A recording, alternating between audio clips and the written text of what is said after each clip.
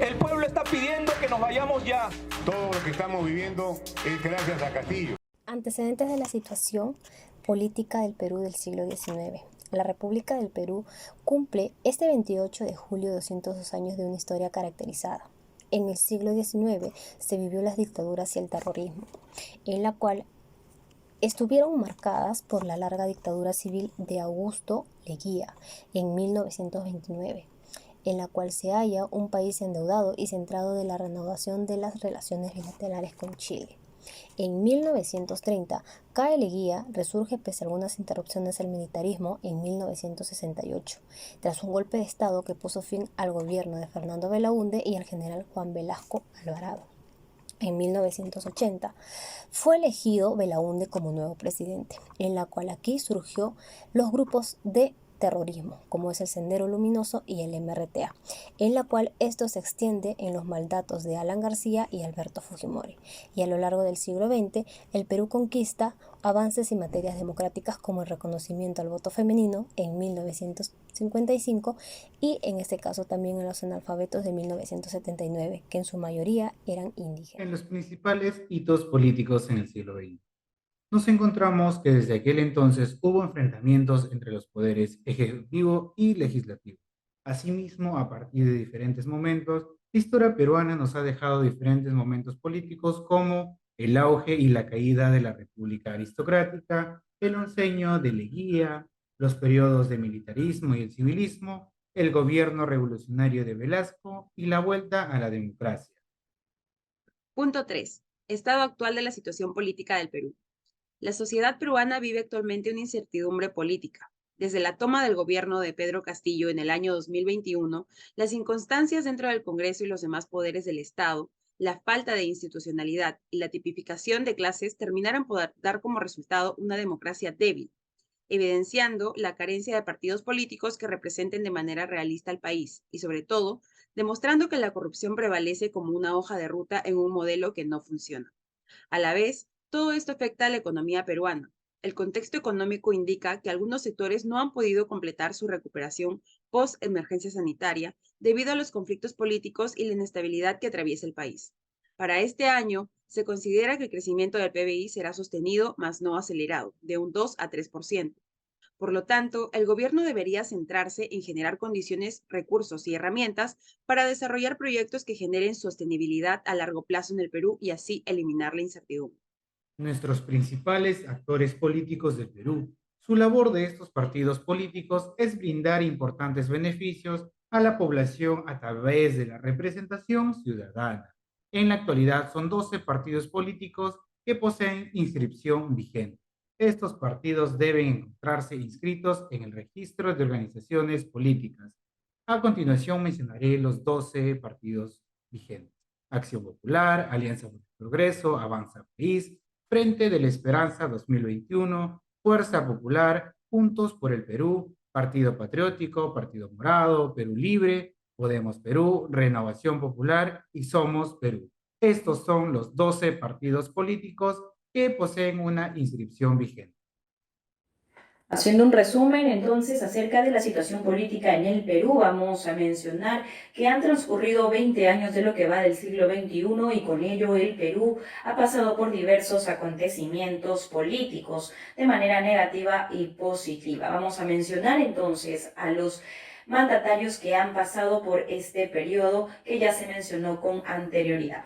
Con ello recordemos la abrupta salida de Alberto Fujimori tras su renuncia mediante una carta fax para luego pasar al mandato Valentín Paniagua. Poco después, también en el 2001, asumió la presidencia Alejandro Toledo. Para seguirle después Alan García, quien ya sabemos cómo se manejó en su periodo como presidente. Luego de él vino un integrante del ejército llamado Ollanta Humala, quien trajo consigo muchas obras en beneficio del Perú, con ello la recordada beca 18 para los jóvenes. En el 2016 tomó al mando el poder Pedro Pablo Kuczynski, quien por algunas malas acciones fue destituido para pasar al mando su vicepresidente, entonces Martín Vizcarra, quien estuvo gobernando hasta el 2020. Martín Vizcarra finalmente fue vacado y con ello entró al poder Manuel Merino. Esto provocó que los peruanos salgan a protestar, falleciendo dos protestantes, quien causó hasta el día de hoy la molestia de muchos de nosotros. Con ello, entonces, entró Francisco Sagasti, quien también estuvo al mando hasta el 2021, quien después, mediante una reñida pelea entre Pedro Castillo y Keiko Fujimori, pasó al poder Pedro Castillo, y no es hasta el 2022 que el ex mandatario Pedro Castillo dio un golpe de estado que le salió mal, pues todos se pusieron en su contra. Hoy en día él se encuentra tomando prisión preventiva y bueno, ahora la actual presidenta que gobierna el Perú es Dina Boluarte. Situación de los principales poderes del Estado en el Perú. El Estado peruano se organiza de acuerdo con el principio de separación de poderes y está conformado por tres poderes. El Poder Ejecutivo, que está constituido por el Presidente de la República, quien desarrolla las funciones del jefe del Estado. Poder Legislativo, que está encargado de la elaboración de leyes y de ejercer control político a las acciones del Poder Ejecutivo. Y el Poder Judicial, institución encargada de administrar justicia a través de sus órganos jerárquicos. Asimismo, en un marco de un Estado unitario y descentralizado, el gobierno se estructura en tres niveles. Como es el nivel nacional, con competencias de alcance nacional, comprende los tres poderes del Estado y el organismo constitucionalmente. El nivel regional, cuyo ámbito de gobierno son los departamentos a cargo de los gobiernos regionales. Y por último, el nivel local, cuyo ámbito de gobierno son las provincias, distritos de centros poblados a cargo de municipalidades provinciales, distritales y centros poblados. ¿Cómo impacta la política en la economía peruana en la actualidad? Quiero mencionar que es el conjunto de directrices y lineamientos mediante los cuales el Estado regula y orienta el proceso económico del país. La relación que tienen entre ambas, ¿no?, tiene una doble casualidad. Por un lado, si la economía no va bien, los políticos que dirigen el país aparecen como los primeros culpables, ¿no?, porque no tomaron decisiones correctas. Y por otro lado, si la economía va bien, es natural esperar que vaya bien para las grandes mayorías, y esto está relacionado con reformas claves en los servicios básicos como educación y salud.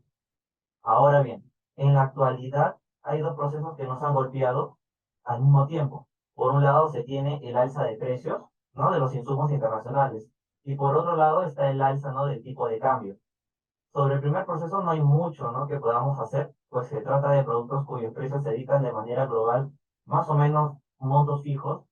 Y sobre el segundo, bueno, este impacta sobre lo primero, ya que para la compra de los insumos, que se usa en la producción de bienes de consumo de primera necesidad, se usan los dólares. Y esto impacta también en el precio final de los productos, ¿no?, como el pan, el pollo, etc. Punto número 8. El Perú ya superó la crisis política. El Perú es una nación dividida y, como el resto de Latinoamérica, extremadamente excluyente, clasista y racista. No hay espacios en los que puedan convivir las clases divergentes. Está claro que seguir el camino de la derecha radical no es el adecuado, debido a que, como se evidencia, solo ha traído miedo, imposición, corrupción y violación de los derechos humanos, entre otras características. Es por ello que el Perú sigue pagando la deuda ocasionada por la lucha de poderes entre el Ejecutivo y el Legislativo, resultando así en una crisis interminable que afecta a todos los ciudadanos en todos los aspectos, ya sea económicamente o socialmente.